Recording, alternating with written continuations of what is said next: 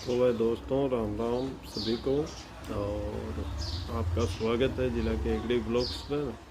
और आज मैं दोस्तों आपको बताने वाला हूँ वंशावली कार्य कैसे होता है और क्यों किया जाता है और वंश लेखन क्यों ज़रूरी है। तो दोस्तों, ये आज की चली हुई नहीं है, ये वर्षों से चली हुई आ रही है और आदि अनादि काल से चली हुई परंपरा है।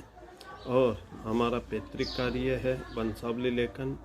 और अलग अलग जाति के अलग अलग बड़वाजी होते हैं, अलग अलग जाति के अलग अलग बड़वाजी होते हैं। और वो उनके घर जाते हैं, यजमान के घर जाने के बाद में वो उनके नए नाम लिखते हैं।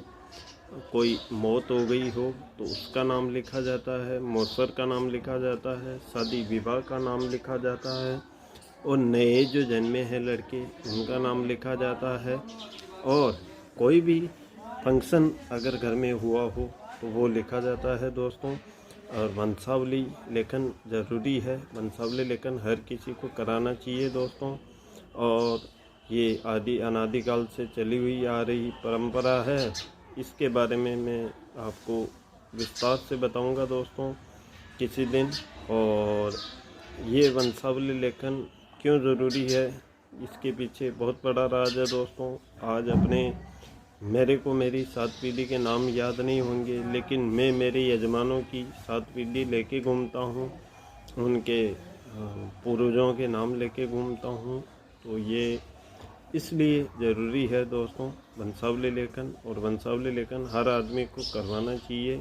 वंश लेखन से अपने को मालूम पड़ता है कि अपने आदा दादा ने क्या किया था और अपना वंश कहाँ से निकला हुआ है, अपनी जाति कहाँ से निकली हुई है, अपना मूल गांव कौन सा है, अपने रहने वाले कहाँ के हैं।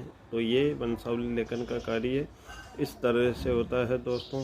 और हमारी जो लिखावट होती है वो केवल हम ही पढ़ सकते हैं दोस्तों। और ये एक तरह की डिंगल भाषा होती है, उसमें लिखा जाता है। और वंशावली कार्य लगभग हर जाति में होता है। और 3 साल में एक बार हमारा यजमान के घर जाना होता है और हमारे को दान दक्षिणा वहाँ से मिलती है, उसी से हमारा पेट गुजारा चलता है दोस्तों। और ये वंशावली लेखन आज से नहीं, वर्षों से चली आ रही परंपरा है और इसको आज तक निभाया जा रहा है। अच्छी बात है, निभाना चाहिए और इसको और आगे बढ़ाना चाहिए, मेरा ये मानना है। और वंशावली लेखन से जुड़े हुए आपको अच्छा लगेगा कि वंशावली लेखन होता क्या है, नहीं होता है। ये सब जानने के लिए आप मेरे चैनल को सब्सक्राइब करके रखें। आने वाले समय में मैं आपको वंशावली लेखन से जुड़े हुए हर चीज़ का एक एक करके जवाब दूंगा और ब्लॉग बना के आपको दिखाऊंगा कि वंशावली लेखन आखिर होता कैसे है। ठीक है दोस्तों, राम राम। तो भाई दोस्तों, ये इस तरह से हमारी पोथियाँ होती है। ये देखें आप, ये हमारे कलम दवात होते हैं, ये पोथियाँ होती है। और ये होती है वंशावली, जिसमें सृष्टि की पूरी रचना होती है दोस्तों। और ये वंशावली लेखन हमारा प्रमुख कार्य है। और ये होती है हमारी पोथियाँ, जिनमें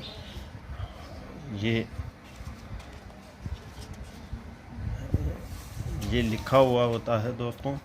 ये हमारी भाषा शैली होती है, ये आप गौर फरमाएं और देखें कैसी लगी आपको। ये हमारा प्रमुख काम होता है दोस्तों। और ये अलग ही भाषा होती है, इसे केवल हम ही पढ़ सकते हैं।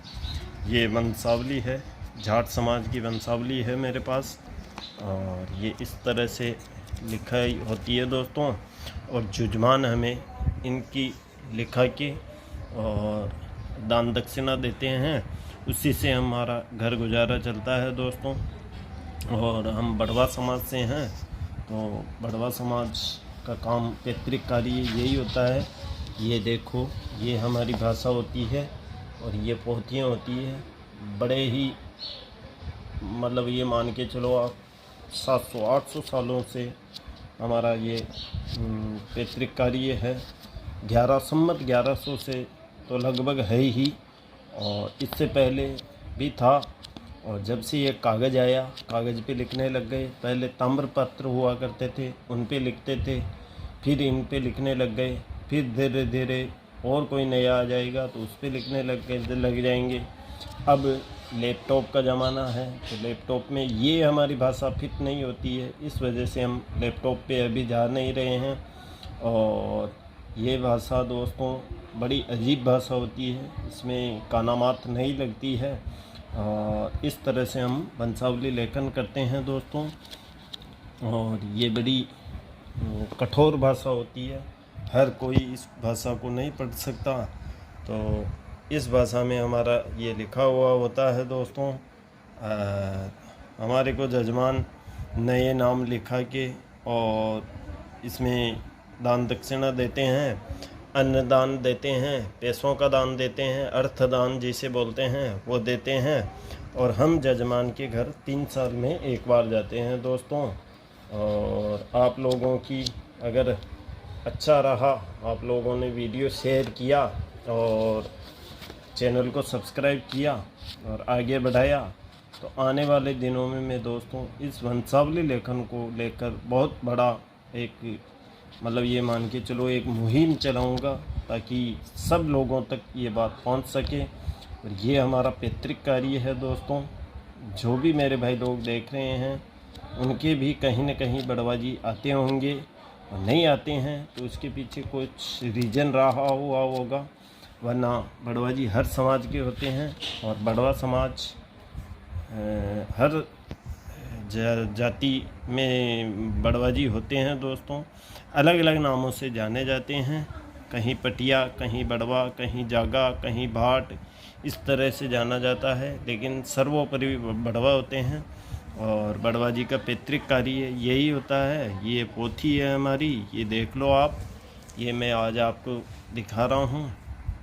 और ये हर कोई नहीं बांध सकता दोस्तों, ये तो मैं किस्मत वाला हूँ जो इसको सीख गया। और आप लोगों का आशीर्वाद था तो इसको छोटी सी उम्र में ही मैंने इसको सीख लिया। और आज की तारीख में मैं कोई सी भी पोथी हो वो बांध सकता हूँ, कितनी भी पुरानी हो वो बांध सकता हूँ, और कितने भी आदमी हो सामने उनमें मैं अपना वाचन कर सकता हूँ। तो दोस्तों जैसा कि आपने देखा, अब ये जो पोथियाँ हैं इनमें आपको कुछ भी समझ में नहीं आएगा, लेकिन मेरे को सब कुछ समझ में आता है। और बड़वाजी जाति है जो बड़वा समाज से हैं उनको सब कुछ समझ में आता है दोस्तों। और न जाने कितने हजारों घरों का इसमें लेख लिखा हुआ होता है, वर्णन लिखा हुआ होता है, कितनी ही पीढ़ियों का वर्णन लिखा हुआ होता है, उन्होंने क्या किया क्या नहीं किया वो लिखा हुआ होता है। और हमको क्या दान दक्षिणा दी वो तकात लिखी हुई होती है इसमें। और दोस्तों हम लोग घर पे बैठ के कोई नाम नहीं लिखते हैं, जजमान के घर पे बैठ के नाम लिखते हैं। और जजमान के घर पे भी 10-15 आदमी इकट्ठा होते हैं, या 50 आदमी, 100 आदमी, जैसी उसकी कैपेसिटी होती है जजमान की, उस तरह से वो इकट्ठा करते हैं और हमारा वंशावली वाचन करवाते हैं और नए नाम हम लिखते हैं। और सभी प्रकार की वंशावली होती है दोस्तों, राजपूतों की होती है और जाटों की होती है और ठाकुरों की होती है, राजपूतों की होती है, स्वर्ण समाज से होती है, सभी जातियों की बड़वाजी की वंशावली होती है दोस्तों। तो आपको वीडियो कैसा लगा, आप इसको चैनल को सब्सक्राइब करें और आगे से आगे बढ़ाएं दोस्तों। आपका भाई आपके सामने इसी तरह वंशावली वाचन से जुड़ी हुई हर चीज़ लाता रहेगा। ये देखें आप किस तरह से वंशावली वाचन होता है और कैसे हम लोग 3 साल में एक बार एक घर में जाते हैं दोस्तों और वंशावली वाचन करते हैं, और उसी से हमारा पेट गुजारा चलता है। तो ठीक है दोस्तों, वीडियो कैसा लगा कमेंट करके बताएं और आगे से आगे मैं आपको और दिखाता रहूँगा। तो वह दोस्तों देखा आपने कैसे वंशावली होती है हमारी, कैसी लिखावट होती है, ये सब आपने जाना देखा। अब आपकी जिम्मेदारी बनती है कि इस वीडियो को आगे से आगे बढ़ाएं और चैनल को सब्सक्राइब करें, ताकि वंशावली लेखन का जो कार्य है इसको मैं आगे बढ़ाना चाहता हूं और इससे जुड़ी हुई तमाम जो जानकारी है वो आप तक पहुंचाना चाहता हूं। और आप लोगों का साथ रहा तो इसको एक बड़ी मुहिम के तहत आगे बढ़ाऊंगा। बस यही है कि आप लोगों का साथ चाहिए, सब्सक्राइब चाहिए और कमेंट चाहिए, लाइक चाहिए।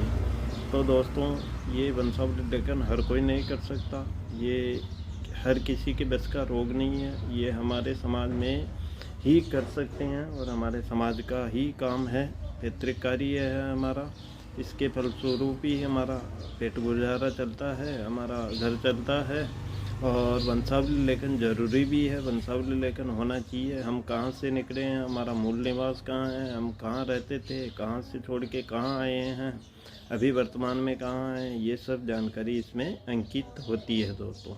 तो आशा करता हूँ आज का वीडियो आपको पसंद आया होगा। अगर पसंद आए तो इसको शेयर ज़रूर करें और सब्सक्राइब करें चैनल को। आगे से आगे आपको जानकारी मैं देता रहूँगा वंशावली से जुड़ी हुई।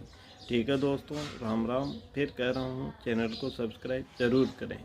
ठीक है दोस्तों, राम राम।